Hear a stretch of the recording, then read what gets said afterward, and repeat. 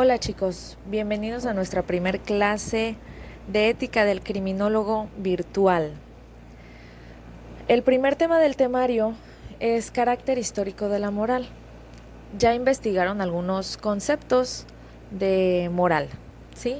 Entonces vamos a entenderlo a entender la moral como un conjunto de normas y de reglas de acción. ¿Por qué de acción? Porque lo que nos interesa es la parte externa de la moral, ¿sí? Lo que nosotros, no la parte interna, sino lo que nosotros, lo que nosotros realizamos. Dichas normas morales se encuentran destinadas a regular las relaciones de los individuos en una comunidad social dada.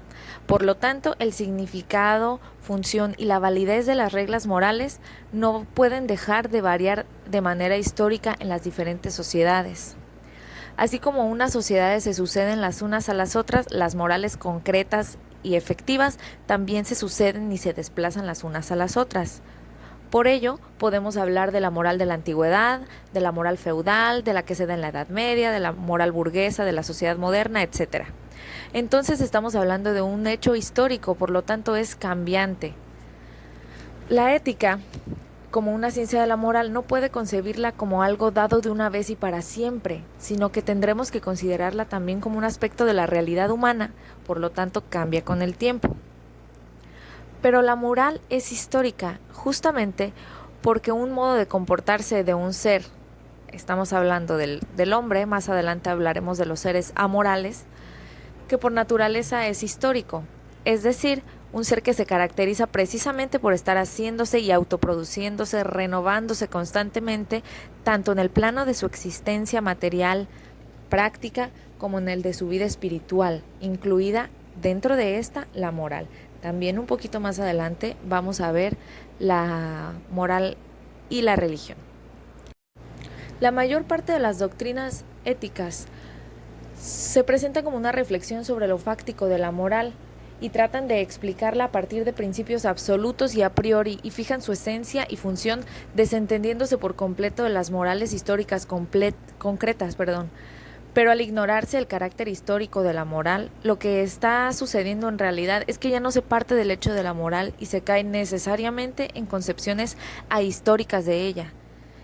De este modo, el origen de la moral se situaría fuera de la historia, lo que equivale a decir fuera del hombre mismo, del hombre real.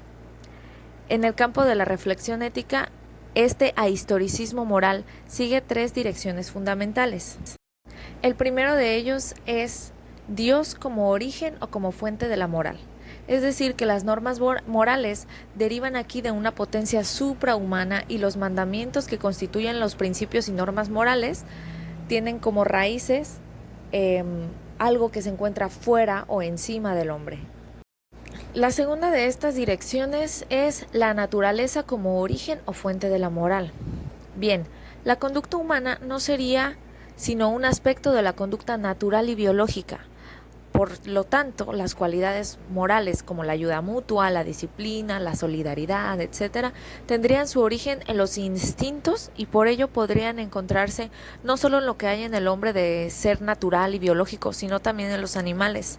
Incluso Charles Darwin llega a afirmar que los animales conocen casi todos los sentimientos morales del hombre, por ejemplo el amor, la felicidad, la lealtad, etc. Incluso si ustedes han leído un poquito a Rousseau, van a encontrar esta teoría dentro de sus propias premisas, en las que decía lo mismo, que el hombre es bueno por naturaleza y que la sociedad es la que lo contamina.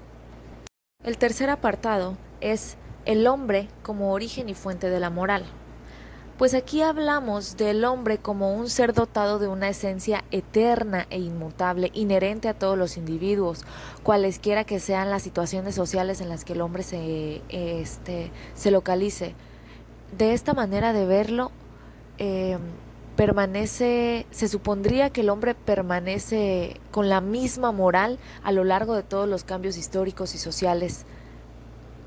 Pues esta última no tiene mucho sentido, porque precisamente analizando la historia, hemos visto cómo va variando, cómo lo que antes no nos parecía correcto, ahora sí nos parece correcto, o viceversa, ahora reprobamos algunas conductas que antes nos parecían, normales, ¿no? Pues estas tres concepciones que les acabo de explicar buscan el origen de la moral del hombre fuera del hombre mismo, es decir, fuera del hombre como una figura histórica y social. Sí, entonces hay que resaltar también el carácter histórico de la moral en virtud del propio carácter histórico social del hombre. Si bien es cierto que el comportamiento moral se da en el hombre desde que existe como tal, o sea, desde las sociedades más primitivas, la moral cambia y se desarrolla con el cambio y desarrollo de las diferentes sociedades en las que se encuentra envuelto el hombre. Así lo demuestran el desplazamiento de unos principios y normas por otros y de unos valores morales o virtudes por otros, el cambio de contenido de una misma virtud, etc.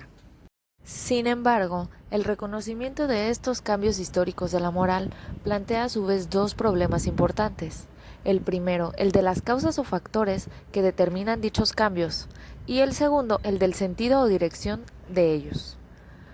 Para responder la primera cuestión, vamos a retroceder hasta los orígenes históricos o más bien prehistóricos de la moral, para tratar de encontrar la verdadera correlación entre cambio histórico-social y cambio moral. La respuesta de la primera cuestión nos permitirá abordar la segunda cuestión, o sea, la del sentido o dirección del cambio moral, o dicho en otros términos, el problema de si existe o no a través del cambio histórico de las morales concretas un progreso moral.